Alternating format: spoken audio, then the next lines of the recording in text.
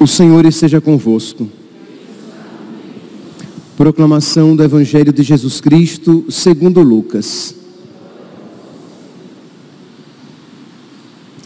Naquele tempo, Jesus saiu da sinagoga e entrou na casa de Simão. A sogra de Simão estava sofrendo com febre alta e pediram a Jesus em favor dela. Inclinando-se sobre ela, Jesus ameaçou a febre e a febre a deixou. Imediatamente ela se levantou e começou a servi-los.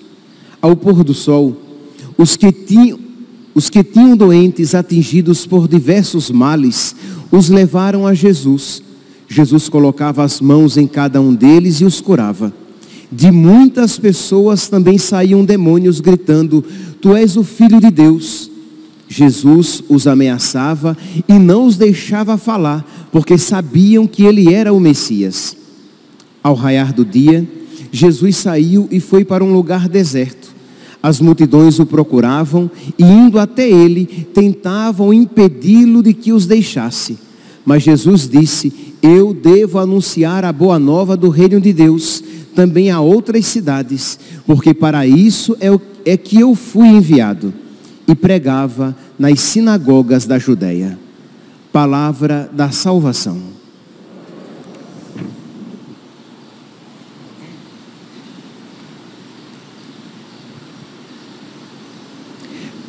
Caríssimos irmãos e irmãs, gostaria de, nesse evangelho que apresenta algumas ideias, né? Primeiro, Jesus que cura a sogra de Pedro, e ela, uma vez curada, começa imediatamente a servir o Senhor. Então já seria um caminho de reflexão, né, de que Deus nos cura para que nós, livres, o sirvamos. É para isso que Deus nos concede as suas graças. Depois, diz aqui que Jesus, no cair da tarde, muitas pessoas traziam os seus doentes para que Jesus colocasse a mão sobre eles, e de muitos deles saíam demônios que reconheciam que Jesus era o Filho de Deus, mas que Jesus os repreendia para que eles não falassem, porque ainda não tinha chegado a hora de Jesus manifestar às claras a sua identidade. E no final, aqui, a partir do versículo 42, diz que ao raiar do dia, Jesus saía logo cedo e ia para um lugar deserto, fazer as suas orações, e que muitos tentavam prender Jesus para que ele não os deixasse. E aí vem essa frase que aqui eu gostaria de me ater mais nela. Jesus diz: eu devo anunciar a boa nova do reino de Deus também em outras cidades, porque para isso eu fui enviado. Então a missão de Jesus é pregar a boa nova. Então, meus irmãos, tudo aquilo que Jesus estava fazendo antes era tudo muito bom. Ninguém aqui vai negar que curar as pessoas aqui representadas na sogra de Pedro e nas muitas outras que foram trazidas, curar as pessoas era algo bom. Afastar delas o diabo, né, realizar os exorcismos, era muito bom. Mas Jesus, ele reconhece o quê? De que ele precisa pregar a palavra também para aquelas outras regiões, porque foi para isso que ele foi enviado. Essa era a sua missão. uma passagem semelhante a essa, nós podemos encontrar nos Atos dos Apóstolos, lá no capítulo 6, quando fala que a comunidade dos cristãos começou a crescer, e os cristãos, eles serviam às mesas, isto é, eles ajudavam os necessitados, os pobres, as crianças, as viúvas. Só que o número dos cristãos necessitados começou a crescer, e os apóstolos perceberam que isso estava impedindo, estava comprometendo o tempo de oração e de pregação da palavra. Então eles dizem o quê? Vamos escolher diáconos, vamos escolher homens de boa fama, para que possam se dedicar ao serviço das mesas, e nós não precisemos nos afastar da oração e da pregação. Então, percebe aqui, os 12 reconhecem, e aqui de uma maneira particular Pedro, de que embora servir às mesas, isto é, fazer a caridade, ajudar os pobres, os órfãos e as viúvas, seja algo boníssimo, ninguém aqui está colocando em questão de que isso seja boníssimo, fazer a caridade, mas existe também uma outra caridade, o ensino da palavra e o amor a Deus, que no caso dos apóstolos era algo primordial. Então eles instituem os diáconos para que eles possam se ater, se deter, se comprometer mais profundamente na oração e na pregação da palavra. Atos dos Apóstolos, capítulo 6, versículo 4. Nós atenderemos sem cessar, depois que eles instituíram os diáconos, nós atenderemos sem cessar à oração e ao ministério da palavra. Então aqui, meus irmãos, eu gostaria de refletir a respeito dessa necessidade que temos todos nós, mas de uma maneira particularíssima, nós, os sacerdotes, os padres e os bispos, isto é, na vida de oração, na intimidade com a palavra, para que a pregação surta efeito. Porque o que é uma pregação eficaz? É aquela que é fruto da oração que aconteceu interiormente. Aquela palavra recebida de Deus, que alimentou o pregador, ela será o alimento para os fiéis. Isto é, ele alimentará os fiéis com aquela palavra com a qual ele foi alimentado. E aquela palavra com a qual ele foi alimentado, ele a obtém na oração. Ele a obtém dessa intimidade com Deus. De alguma maneira, vamos fazer aqui uma aplicação para os leigos. Ora, uma palavra eficaz de um pai para um filho, de uma mãe para um filho, ou uma palavra eficaz dos cônjuges entre si, do marido com a esposa, da esposa com o seu marido. A palavra é sempre, ou qualquer correção, qualquer ensinamento que nós apliquemos a uma pessoa, essa palavra será eficaz se ela tiver brotado primeiramente do coração de Deus. Isto é, você rezou, você ouviu aquela palavra de Deus e você transmite para o seu filho, para a sua filha, para a sua esposa, para o seu marido.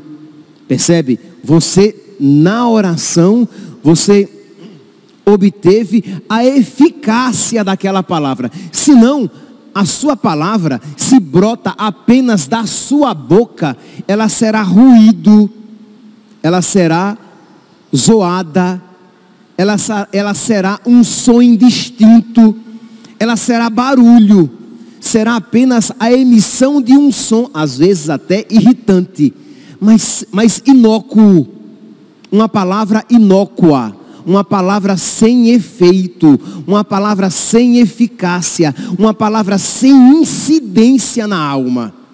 Então, toda palavra, para que tenha incidência na alma, ela precisa ser proveniente de Deus. E como é que nós capturar não é a melhor palavra, como é que nós obtemos esta palavra eficaz? Do coração de Deus na oração. Então, é claro, meus santos, isso é uma verdade de primeira grandeza e de primeira aplicabilidade para os sacerdotes, para os pregadores. Mas eu acredito que vocês precisam também de uma palavra eficaz. Eu acredito que vocês tenham filhos, que vocês tenham irmãos, que vocês tenham conhecidos, que vocês tenham marido, esposa, pessoas para quem vocês querem dar uma palavra eficaz. E esta palavra só será eficaz se ela for proveniente do coração de Deus, de onde você bebeu na sua oração. Se nós olharmos a vida de nosso Senhor, nós veremos que as grandes decisões da vida de Jesus, não apenas aqui que nós vimos que Jesus foi para o deserto, né? Nós ouvimos aqui, logo cedo ele foi para o deserto. As pessoas queriam que ele permanecesse ali, afinal de contas ele teve sucesso, né? Qual é a nossa tendência? Você está em um lugar, você está em uma cidade, está fazendo um trabalho missionário, o negócio começa a ficar muito bom, então vou ficar por aqui. Mas ele percebeu de que aquela não era a vontade do Pai. As pessoas queriam que ele ficasse. Fica conosco, Senhor. Quase a frase dos discípulos de Emaús. Fica conosco. E ele diz, não, é preciso, como é que ele diz? Eu devo anunciar a boa nova do reino de Deus também a outras cidades, porque para isso é que eu fui enviado. Então, aqui nós vemos no versículo 42, Jesus que sai para o deserto, e o deserto, a montanha, a solidão, a noite, são sempre lugares reservados à oração. Nós iremos encontrar essa atitude em nosso Senhor. E nós vemos aqui, no versículo 43, essa palavra de nosso Senhor. Se vocês pegarem o catecismo, no número 2600, catecismo da Igreja Católica, olha lá, meus santos, é apenas uma pergunta retórica. Todos aqui têm o catecismo, né? Todos aqui, né? Se eu pedir, levante a mão quem tem o catecismo, com certeza. Não, é apenas uma pergunta retórica, ninguém levante a mão. É apenas uma pergunta retórica, não levante a mão. Mas se eu pedisse, levante a mão quem tem o catecismo, eu tenho certeza, né? Que todos vocês levantariam, né? E se eu perguntasse, se todos vocês leem o catecismo que tem, aí todos levantariam até as duas mãos, né? Para dizer, não, eu não só tenho, como eu leio. Muito bem, então isso é válido para os que estão aqui, para os que acompanham pelas redes sociais.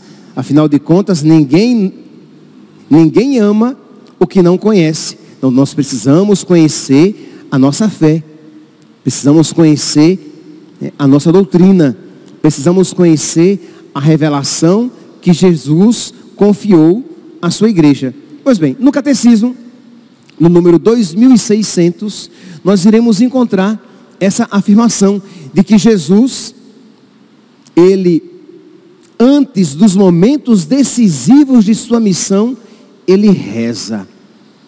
Imagine aqui, meus irmãos, o Filho de Deus, a segunda pessoa da Santíssima Trindade, Deus como o Pai e o Filho, na sua vida terrestre, ele rezava antes dos momentos decisivos. Por exemplo, por ocasião da escolha dos apóstolos, ele reza para obter do Pai aqueles que foram escolhidos pelo Pai. Ele reza para que aqueles que serão escolhidos tenham a força necessária para cumprir a missão para a qual eles foram escolhidos. Ele reza para nos dar o exemplo de que nós precisamos rezar. E rezar nos momentos, quer dizer, rezar sempre, rezar sem cessar, mas de uma maneira particularíssima, rezar nos momentos decisivos da nossa vida. Então antes, repito, rezar sempre, mas nos momentos particulares importantes, mais do que nunca, rezar mais intensamente. Então uma decisão que vai ser tomada, primeiramente, você reza para obter de Deus a luz necessária para tomar a decisão certa e não agir de supetão, no ímpeto. Não agir na carne, mas agir no espírito. Rezar, então antes de uma decisão a ser feita, rezar se você está passando por uma situação particular, difícil, uma situação que exige de você uma maior sabedoria, ali mais do que nunca rezar. Rezar e rezar ainda mais quando você abraça um estado de vida, você se casou, então um caminho se abre diante de você. Você agora não é mais um homem solteiro, uma mulher solteira. Você é um homem casado, tem uma missão diferente. Você chegou o seu filho, primeiro filho, segundo filho, você agora é pai. Então um outro caminho se abre à sua frente. Então você recebe a notícia de uma doença, seja uma doença sua, seja uma doença de uma pessoa querida. É um momento de crise, é um momento de mais oração, de eu me agarrar em Deus, de eu me refugiar em Deus, para obter de Deus a palavra cheia de sabedoria para mim ou para aquelas pessoas, né, a quem eu quero ajudar. Então se Jesus, o Filho de Deus, a segunda pessoa da Santíssima Trindade, Deus como Pai e o Espírito Santo, rezou, nós precisamos rezar. Então diz aqui o Catecismo, número 2600. Então ele rezou antes de ser batizado, antes de o Pai dar testemunho dele por ocasião do batismo, na transfiguração, antes de realizar por sua paixão o plano de Deus. Ele rezou antes de escolher os 12, antes que Pedro o confessasse como o Cristo de Deus, para que a fé dos apóstolos não desfalecesse. Ele rezou. A oração de Jesus antes das ações salvíficas que realiza a pedido do Pai é uma entrega humilde e confiante de sua vontade humana à vontade amorosa do Pai. E aí nós iremos encontrar várias outras passagens. Por exemplo, Jesus, Catecismo número 2601, Jesus que reza, e os discípulos vendo Jesus rezar, dizem: Senhor, ensina-nos a rezar, ensina-nos a orar. Imagine aqui, meus santos, que maravilha, quando os filhos veem os seus pais rezando, e dizem: papai, me ensina a rezar, porque vê que o pai se recolhe na oração, que a mãe se recolhe na oração. É claro que antes disso o pai e a mãe já ensinaram as primeiras orações, as orações, né? O Pai Nosso, a Ave Maria, o Santo Anjo, mas não apenas ensinou com a boca, mas ensinou também com a vida, com o exemplo. Então a postura de Jesus ela deve ser uma ocasião de despertar em nós o questionamento. Eu tenho sido uma mulher, um homem de oração? Eu tenho seguido o exemplo do meu divino Salvador?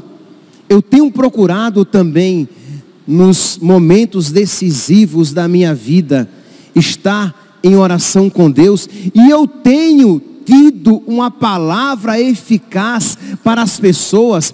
Quantos conselhos mal dados, quantos conselhos mal dados, pessoas, o quanto eu ouço isso num confessionário, por exemplo, principalmente as mães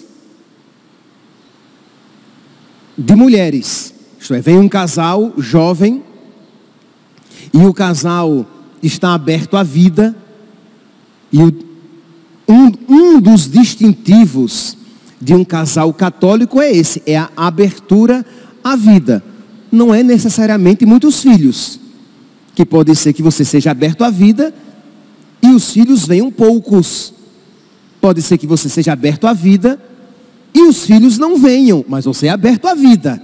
Então, o distintivo da família católica não é necessariamente muitos filhos, mas necessariamente a abertura à vida.